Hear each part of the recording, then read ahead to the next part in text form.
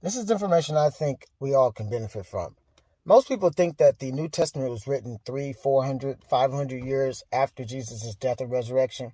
That's simply not true. We have a piece or a fragment of the Gospel of John sitting in the museum at the John Rollins Museum in Manchester, UK. And this piece of a fragment, or the fragment, is actually dated 95 AD. That's within the first century. That means that the eyewitnesses and the people who saw the eyewitnesses could have easily said something like along the lines of that none of that was true, or none of this is valid, or you're lying within the scriptures.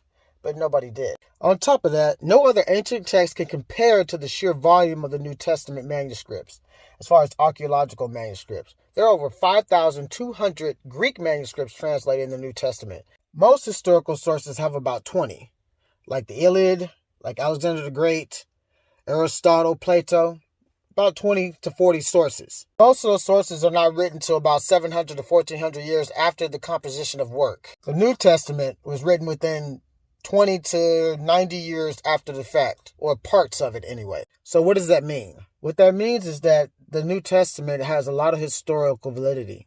It means that the New Testament is very reliable, and it has a lot of archaeological evidence to back it up.